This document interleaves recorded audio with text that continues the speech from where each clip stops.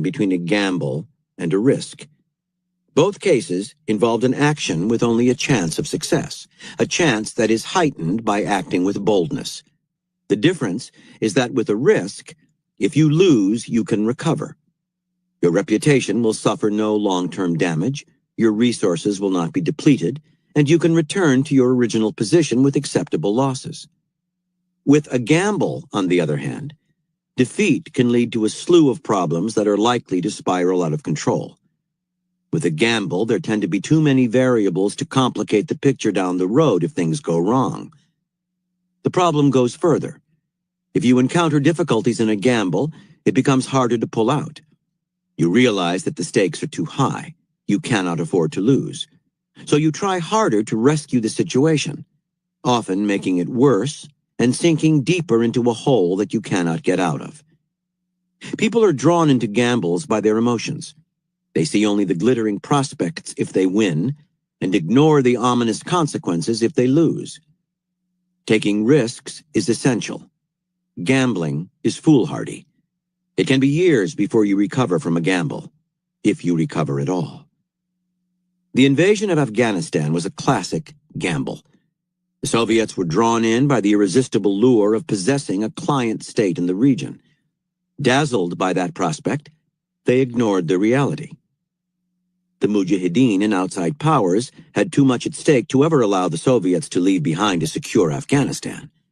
There were too many variables beyond their control. The actions of the United States and Pakistan, the mountainous border areas impossible to seal off, and more. An occupying army in Afghanistan involved a double bind. The larger the military presence, the more it would be hated, and the more it was hated, the larger it would have to be to protect itself, and so on indefinitely. Yet the Soviets took their gamble and made their mess. Now, too late, they realized that the stakes had been raised. To pull out, to lose, would be a devastating blow to their prestige. It would mean the expansion of American interests and a cancerous insurgency on their border. Since they should never have invaded in the first place, they had no rational exit strategy. The best they could do would be to cut their losses and run. But that is nearly impossible with a gamble, for gambling is governed by emotions, and once the emotions are engaged, it is difficult to retreat.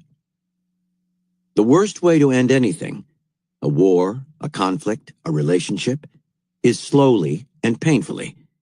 The costs of such an ending run deep. Loss of self-confidence, unconscious avoidance of conflict the next time around, the bitterness and animosity left breeding. It is all an absurd waste of time. Before entering any action, you must calculate in precise terms your exit strategy. How exactly will the engagement end, and where will it leave you? If the answers to those questions seem vague and full of speculation, if success seems all too alluring and failure somewhat dangerous, you are more than likely taking a gamble. Your emotions are leading you into a situation that could end up a quagmire.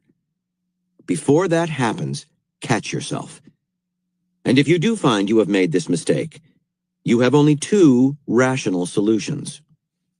Either end the conflict as quickly as you can, with a strong, violent blow aimed to win, accepting the costs and knowing they are better than a slow and painful death, or cut your losses and quit without delay.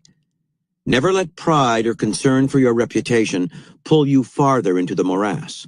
Both will suffer far greater blows by your persistence.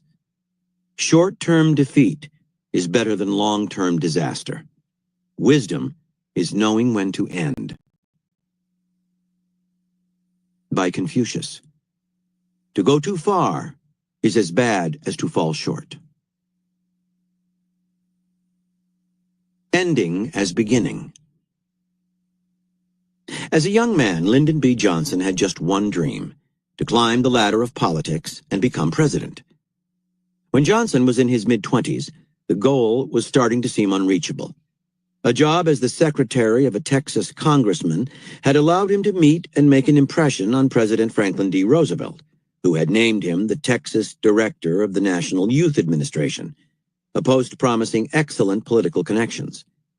But Texas voters were extremely loyal, often returning congressmen to their seats for decades or until they died. Johnson urgently wanted a seat in Congress. If he did not get one soon enough, he would be too old to climb the ladder, and he burned with ambition. On February 22, 1937, out of the blue, the chance of a lifetime opened up. The Texas Congressman James Buchanan suddenly died. The seat he left empty, that of Texas's 10th district, was a rare opportunity, and the state's eligible political heavyweights immediately threw their hats in the ring. The many contenders included Sam Stone, a popular county judge, Shelton Polk, an ambitious young Austin attorney, and C.N. Avery, Buchanan's former campaign manager, the favorite to win.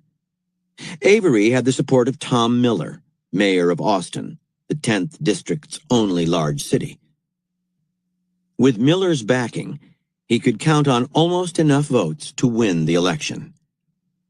Johnson was faced with a terrible predicament. If he entered the race, the odds would be absurdly against him. He was young, only 28, and in the district he was unknown and poorly connected. A bad loss would damage his reputation and set him far back on the road to his long-term goal. If he chose not to run, on the other hand, he might wait 10 years for another chance. With all this in mind, he threw caution to the winds and entered the race. Johnson's first step was to call to his side the dozens of young men and women whom he had helped or hired over the years. His campaign strategy was simple. He would separate himself from the other contenders by presenting himself as Roosevelt's staunchest supporter. A vote for Johnson was a vote for the president, the popular architect of the New Deal. And since Johnson could not compete in Austin, he decided to aim his army of volunteers at the countryside, the sparsely populated hill country. This was the district's poorest area, a place where candidates rarely ventured. Johnson wanted to meet every last farmer and sharecropper, shake every possible hand, win the votes of people who had never voted before. It was the strategy of a desperate man who recognized that this was his best and only chance for victory. One of Johnson's most loyal followers was Carroll Keach, who would serve as his chauffeur. Together, the two men drove every square mile of the hill country, tracing every dirt path and cow trail.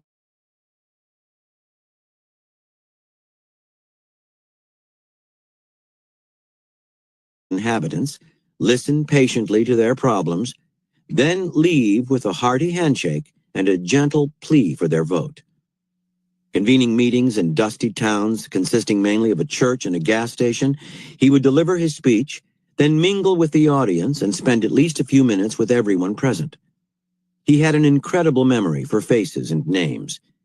If he happened to meet the same person twice, he could recall everything he or she had said the first time around, and he often impressed strangers by knowing someone who knew them. He listened intensely and was always careful to leave people with a feeling that they would see him again, and that if he won, they would finally have someone looking out for their interests in Washington. In bars, grocery stores, and gas stations all through the hill country, he would talk with the locals as if he had nothing else to do. On leaving, he would make sure to buy something: candy, groceries, gasoline, a gesture they greatly appreciated. He had the gift of creating a connection. As the race ran on, Johnson went days without sleep, his voice turning hoarse, his eyes drooping. As Keach drove the length of the district, he would listen in amazement as the exhausted candidate in the car muttered to himself about the people he had just met, the impression he had made, what he could have done better.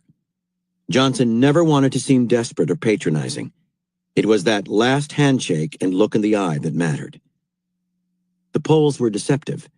They continued to show Johnson behind, but he knew he had won votes that no poll would register. And in any case, he was slowly catching up. By the last week, he had crept into third place. Now, suddenly, the other candidates took notice. The election turned nasty. Johnson was attacked for his youth, for his blind support of Roosevelt, for anything that could be dug up. Trying to win a few votes in Austin, Johnson came up against the political machine of Mayor Miller, who disliked him and did everything possible to sabotage his campaign. Undeterred, Johnson personally visited the mayor several times in that last week to broker some kind of truce. But Miller saw through his charm. His personal appeal might have won over the district's poorest voters, but the other candidates saw a different side of him. He was ruthless and capable of slinging mud. As he rose in the polls, he made more and more enemies. On Election Day, Johnson pulled off one of the greatest upsets in American political history, outdistancing his nearest rival by 3,000 votes.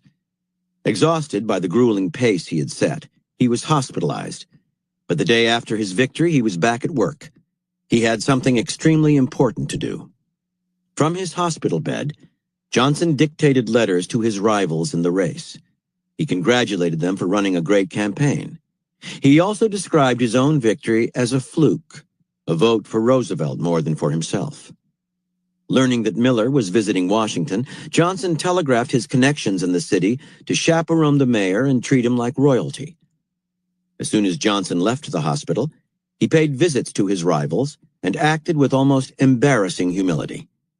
He even befriended Polk's brother, driving him around town to run errands. A mere 18 months